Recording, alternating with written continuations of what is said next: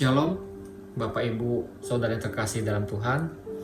Puji Tuhan kalau hari ini saya bisa kembali ada dalam Go Sharing Lah pertama di awal tahun 2025. Sebelumnya saya juga ingin mengucapkan selamat tahun baru kepada Bapak Ibu sekalian. Selamat tahun baru 2025. Semoga Tuhan akan terus memimpin kehidupan kita di hari-hari ke depan. Haleluya. Nah, Bapak Ibu sekalian, hari ini saya ingin berbagi sharing yang saya beri judul yaitu tentang mengikuti arahan Tuhan. Nah, kenapa kita harus mengikuti arahan Tuhan? Karena orang percaya akan terus-menerus berproses untuk diperbaharui dengan mengikuti arahan Tuhan kepada satu tujuan. Yang pasti Bapak Ibu sekalian, hidup ini harus memiliki tujuan, memiliki cita-cita, memiliki apa yang harus akan kita peroleh di hari-hari ke depan. Tapi apakah kita harus mengandalkan kekuatan kita? Nah, terkadang manusia seperti itu. Kita mengandalkan kekuatan kita, mengandalkan kepintaran kita, mengandalkan kekayaan kita. Oleh karena itu, hari ini saya ingin berbagi bahwa apa yang harus kita lakukan yaitu harus mengikuti arahan Tuhan. Kepada apa? Kepada tujuan yang memang Tuhan telah tentukan dalam kehidupan kita. Nah, ayat yang menjadi tuntunan kita hari ini saya ambil dari Yohanes 16 ayat 13a. Tetapi apabila ia datang, yaitu roh kebenaran, ia akan memimpin kamu ke dalam seluruh kebenaran. Nah, kata memimpin memiliki sifat sebagai kata kerja yang berkelanjutan dan yang memiliki sifat yang akan datang.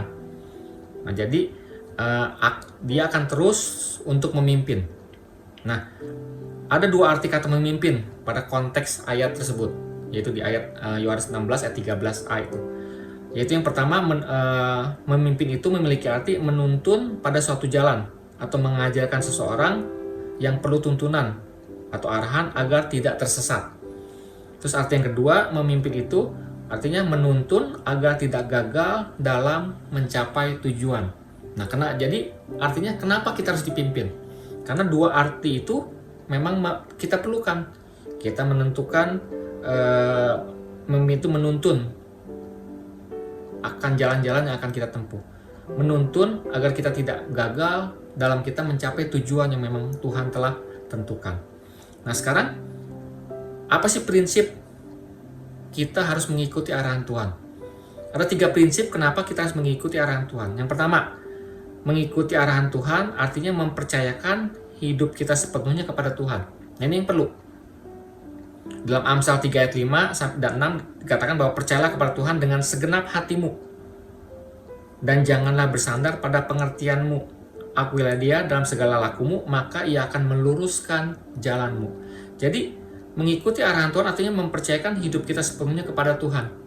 Jadi kita tidak lagi mengandalkan yang tadi saya katakan di atas, bahwa kita mengandalkan kekuatan kita, mengandalkan kepintaran kita, mengandalkan kekayaan kita, uang kita, koneksi kita.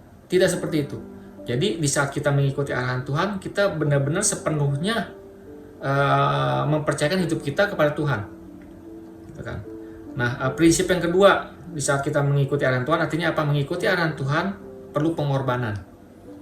Nah, inilah yang terkadang kita tidak mau melakukannya.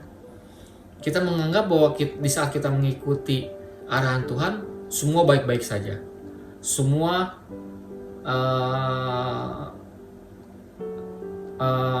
melakukan suatu hal yang enak-enak saja.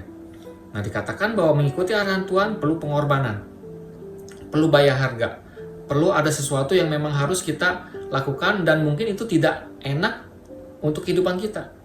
Tapi memang itulah pimpinan Tuhan, itulah arahan Tuhan. Nah, selanjutnya yang ketiga, prinsip mengikuti arahan Tuhan itu prinsipnya itu mengikuti arahan Tuhan adalah sikap hati orang percaya. Nah, inilah yang perlu ditekankan bahwa kita sebagai orang percaya di saat kita mengikuti arahan Tuhan itulah sikap hati kita. Di Galatia 2 ayat 20 dikatakan bahwa namun aku hidup, tetapi bukan lagi aku sendiri yang hidup, melainkan Kristus yang hidup dalam aku. Dan hidupku yang kuhidupi sekarang di dalam daging adalah hidup oleh iman dalam Anak Allah yang telah mengasihi aku dan menyerahkan dirinya untuk aku. Nah, jadi di saat kita mengikuti arahan Tuhan, itu merupakan sikap hati kita sebagai orang percaya. Nah, selanjutnya apa yang akan kita dapatkan ketika kita mengikuti arahan Tuhan? Jadi di saat kita mengikuti arahan Tuhan, di saat kita mengikuti tuntunan Tuhan, apa yang kita dapatkan? Yang pertama, ketidakmengertian kita Tuhan akan bukakan. Jadi ada sesuatu yang mungkin kita tidak mengerti, gitu kan? Kok kenapa Tuhan seperti ini? Kok kenapa Tuhan saya harus mengalami seperti ini? Dan artinya di saat nanti kita terus-menerus mengikuti arahan Tuhan, suatu saat Tuhan pasti akan bukakan ketidakmengertian kita, atau yang menjadi tanda tanya dalam kehidupan kita, yang tadi kenapa Tuhan seperti ini, kenapa Tuhan seperti itu. Pada suatu saat Tuhan pasti akan bukakan. Tapi yang terpenting apa? Ya kita harus setia. Setia akan apa? Setia akan setiap proses yang memang Tuhan izinkan dalam kehidupan kita. Nah, artinya inilah yang kedua. Poin kedua itu, proses itu akan membuat kita semakin mempercayai Tuhan. Jadi di tengah-tengah proses itu, sikap hati kita tuh harusnya jangan mengeluh, jangan bersungut-sungut. Tapi di saat ketidakmengertian kita Tuhan tunjukkan, akhirnya kita mengikuti proses tersebut. Nah, proses itu akan membuat kita semakin mempercayai Tuhan. Semakin membuat iman kita bertumbuh. Semakin membuat iman kita semakin hari semakin dewasa. Seperti itu seharusnya di saat kita mengikuti arahan Tuhan.